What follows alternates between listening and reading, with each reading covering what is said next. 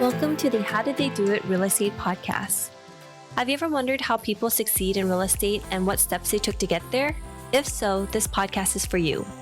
Your hosts, Selah and Eileen Prack, interview top experts in the real estate community to share with you their real estate journey and how they achieved massive success. Our goal is to provide you with valuable real estate resources and to help you apply it to your own real estate goal.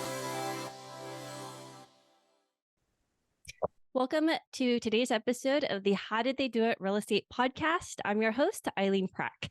And today I'm super excited to bring you Grant Cardone as our special guest today. Grant, welcome to the show. How are you doing? Hey, Eileen, thank you so much for having me. I'm excited about being here and seeing what I can learn and what I can do to contribute to your audience. Thank you so much, Grant. It's a real pleasure and honor to have you today on today's show today. I know a lot of people, see you as an entrepreneur, businessman, billionaire, real estate investor. And so today we really want to focus on who was the person before all of that. How did you get to where you are today? Because you didn't necessarily come from wealth, and a lot of people might not know that. Oh, no, I definitely didn't come from wealth. So I came from a great middle-class family. I can't blame anything on anyone. My dad died when I was 10 years old and the income stopped. So it forced my mom, we really lost our positioning in the middle class and became a struggling, save your way, struggle every month, worry about money, constant financial fear, like so many people in America are going through right now and even around the world.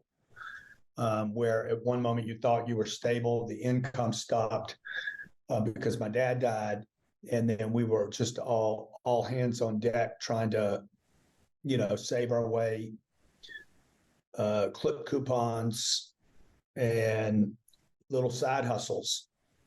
So I actually had less money when I was 22 years old than I had when I was 12 years old.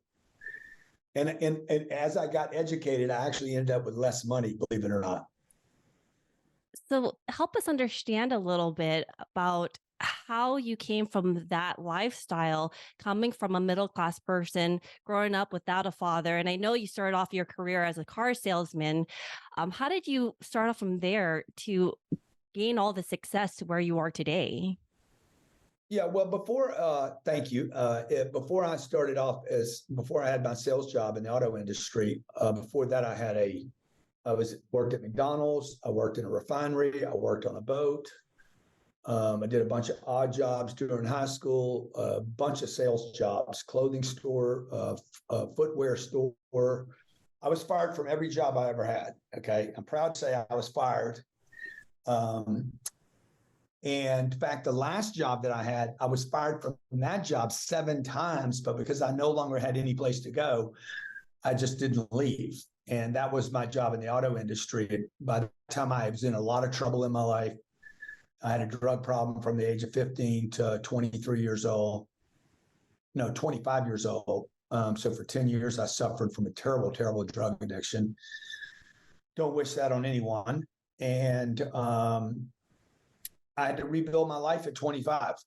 So I was never good at sales. I was never very comfortable with myself. I had a lot of self-esteem issues. The drugs helped with that until they wear off. I had confidence issues. I had trouble communicating to people. People hear this today. They're like, there's no way, dude. I was an introvert for the most part, but all that's true. I mean, I had all this potential ever since I was a young kid, 7, 8 years old. I've always been fascinated with money. I looked up to my father, who was a successful person, and wanted to be more like him. He was my role model. So when he died at 10, I didn't have any of those role models. So I started looking outside of me. Uncles, they had their own life and they were busy. Neighbors, they were busy. I needed a mentor at 15, 16 years old. I needed a mentor. The local drug dealer got a hold of me, said, I'll be your mentor. I'll be your daddy. I'll be your guy. And then I went down this awful road. Now, once I fixed it and got cleaned up my life at 25, then I had a job in auto sales. This is the only company that would hire me back. It was not my preferred job of choice. So for all the plumbers and contractors out there and the single moms, you could right here check out on the conversation and say, oh, he's a car salesman, so he knows how to sell stuff. But that's not true. I was not good at it. I didn't like it. It was the only job. It was my only job. The only thing I could do, the only people that would hire me in the little town I lived in was a car dealer. So I had to do it, and I decided to get good at it.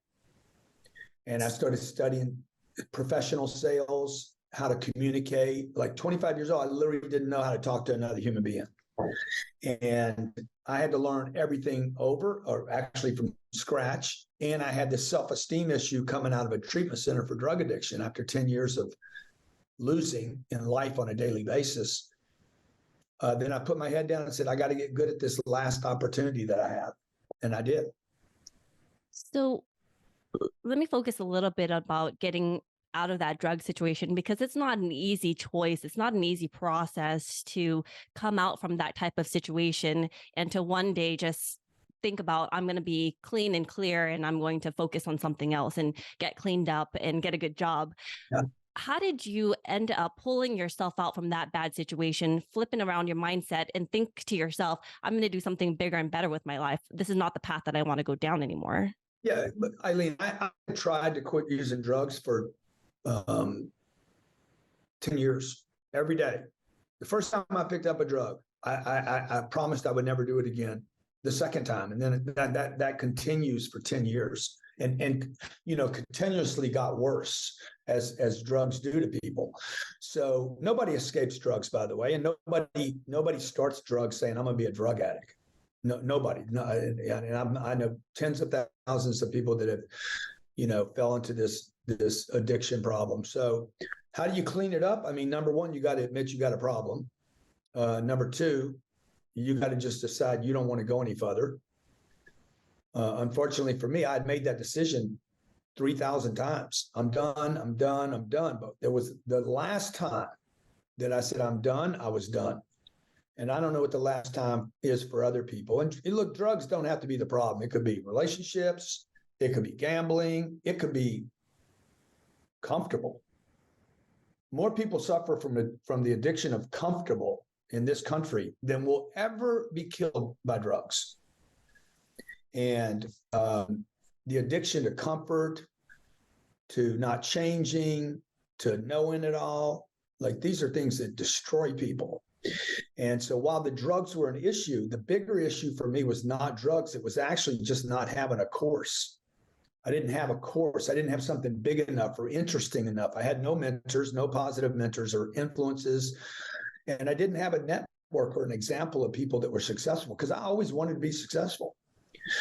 I don't know where I got it from or how I got it or who instilled it in me, but I always thought I was going to be, always believed I would write books. At 8 years old, my dad was doing calligraphy, and I'm like, I'm going to write books one day.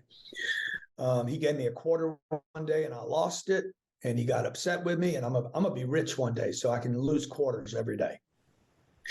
My dad was well liked in the community, and I always wanted to be well liked by people. So those are decisions I made very, very young in life. And now I had to, as a 25-year-old man, start figuring out, okay, how am I going to rebuild here? And so first I had to admit I had a problem. I went and got some help for it. Put my head down and focused only on helping other people or learning how to be great at my craft. I could have been a coder. I could have been a Wall Street guy, whatever it was that I was doing. I could have been washing dishes. I got so committed, Eileen, to becoming a master at that. If it would have been washing dishes, I would probably own $10 billion worth of dishwashing, today, because the potential was there and the commitment was now there. And now I had just to put in the work every day and pay the price. So you'd also talked about, I want to talk about a little bit the hard work part of it also, because a lot of people can put in a lot of hard work, but they don't necessarily see the same type of success that you have seen in your lifetime. What sets you apart from, not just the hard work and putting in the hours and committing yourself, but what got you to, where you are today? Because it's not every person who gets to experience the same things that you have in life. Well, the thing that, my superpower is persistence. Like once I lock in on a target, I'm not coming home till I get the target. And it might take me not coming home for 100 days, but I'm not coming home without the target. So whatever the target is, and my whole life has been a life of targets. And I think the most important thing I do today is I lock in on a target, I persist, I go through all the disappointment, the rejection, the discouragement, all the small people telling me I can't achieve it. You've never done it. How do you know this is the right thing to do? And I'm like, dude, I'm going to make it the right thing to do. So, and if you want to be successful, you just got to be right more than you're wrong. And the way to become right more than you're wrong is to be willing to change. Just be right about the target, not how you're going to get there. And so, look, I never put people in a stadium, but I never wrote a book. I never had kids before. Everything that I've done in my life, I had never done before, at least in this lifetime. I had never experienced before. And I'm like, I'm going to figure it out. So I never raised money before until about 4 years ago. And now we've raised $1.1 billion. I never bought an apartment deal until I bought an apartment deal. I never had kids until I had kids. And then I'm a great father. I'm probably a better father than I'm a businessman. So how do you do it? Dude, you don't quit. And the way to not quit is you have to have, and I truly believe this, most people quit on their dreams because the dream is too small. The payoff is not worth the pain. If the payoff is not substantially going to change a person's life, why would I walk on glass? So if it's because I want a bigger house, okay, well, you're not going to walk on glass to get a bigger house, and you're just not going to do it. You'll be like, I'll settle with the house I have. The house is fine. I like my feet. I don't want to hurt myself. So most people quit because the dream is not big enough, and then they don't get there because they quit, and they quit because they're surrounded by a bunch of small-minded people that tell them to quit. Like, just be satisfied. I saw a post today by a super successful guy, and his go-to plan is to lower expectations. He believes if he lowers his expectations, he'll be happier in life. And I can just personally tell you, I have never been happy lowering my expectations or my belief in myself. It's so interesting hearing you talk with all this confidence and, certainty of where you are in life and how you're going to get there. But you mentioned earlier that at 25, you were trying to figure out how to rebuild your life. You had self-esteem issues. You had self-confidence issues. So how did you go from there to all this confidence and this strength that you have built today? So look, confidence comes from competence, and competence comes from, doing something over and over and over and over again. So people are like, man, you look like you're getting younger. Success makes you look younger. Okay, I don't know what to tell you guys, but like you want to beat depression, be successful. You can literally put the depression off. It's about target attainment, right? As long as I have a target, it's clear. Okay, let's say I want to come meet you. I don't know how I'm gonna get there. I don't have a plane. I don't need to get lost and I don't have a plane. I don't even know where you are, right? It's like, I want to meet that person. That's the target. So every time a person gives up on our target, surrenders the target, I'll be happier if I just don't have any expectations. Okay. The moment I surrender the target, I'm going to become unhappy. The attainment of a known target that has obstacles, when I overcome that, I get happy with myself, and it produces tremendous amounts of confidence, particularly if I can do it a second time and a third time and a fourth time and a fifth time. I've been fortunate enough to not just settle for some level of success in my life, but reach into other industries and start doing in other places and spaces where I hadn't done it before. So the attainment of the target creates confidence in self. Confidence to me is not some self-talk.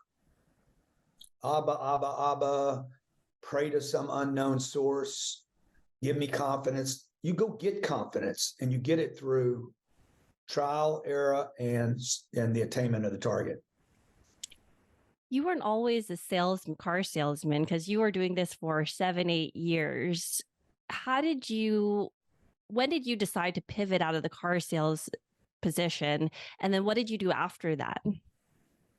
Yeah. So look, I was never really a car salesman. Okay. Like I sold a 34,000 person stadium out.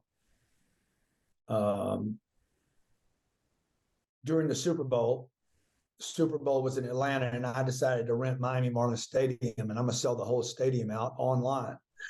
And I did. We sold 36,000 tickets to a 34,000 person event. Everybody said I wouldn't do it, including Derek Jeter, who owns the Miami Marlins.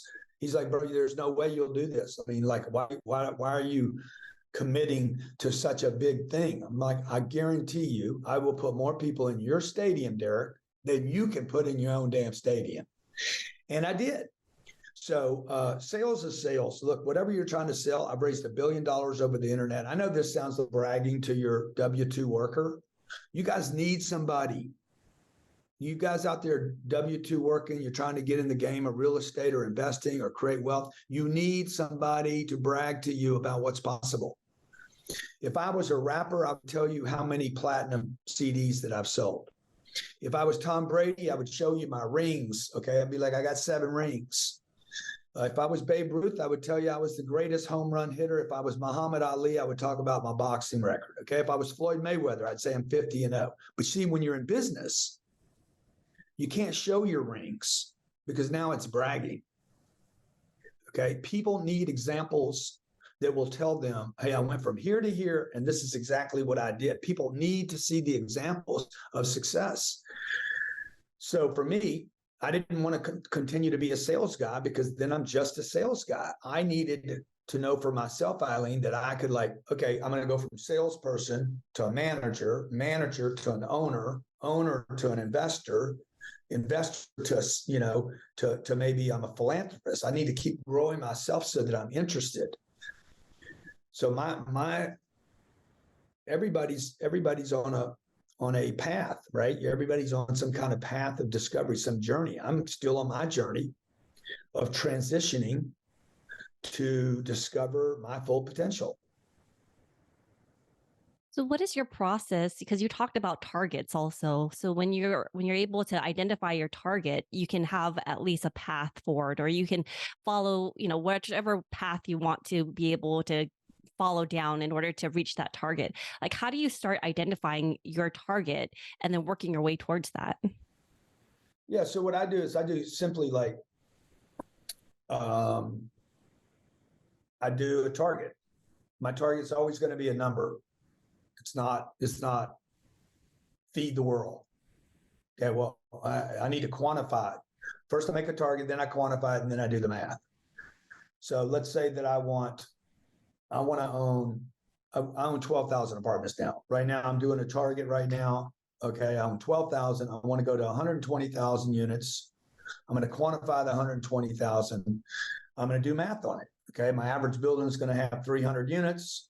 I need to do that, I think, 400 times or something. Let me see how many times that is. I actually hadn't quantified that this morning, but probably 4,000 times. 120,000 units. I know it's only 8 times more than I've done it already, so I've already done it once. I just got a 10x it really times or divided by 300. Yeah, it's 400 buildings. I need 400 transactions at 300 units. Bang, I got my 120,000 units. It'll make me the number 1 property owner in America. Then I'm gonna be like, okay, how much money do I need to do that? And then I'm gonna be like, who's got my money? I'm gonna use the same target on everything. If I want Instagram followers, YouTube followers, I want to raise money, I want to build a business selling soap, I'm gonna start a TV company. We've already started 10X Studios. We're gonna create a media company. I'm gonna do the target. How many viewers do I want? Where are they? Do the math on them. Who are they? How do I get them? What do they want to be delivered? And thank you for listening to our podcast today, brought to you by Bonavest Capital. We would really appreciate it if you can go to iTunes right now and leave a rating and written review. Also, please don't forget to subscribe so you can always get the latest episodes. You can also connect with us on Facebook, How Did They Do It Real Estate. We'd love to hear your feedback and any topics that you're interested in for future episodes. Lastly, to learn more about us, you can go to bonavestcapital.com and fill out the Contact Us page so you can speak to us directly. Nothing on the show should be considered as specific personal advice. Please consult your legal, tax, and real estate professionals for individualized advice.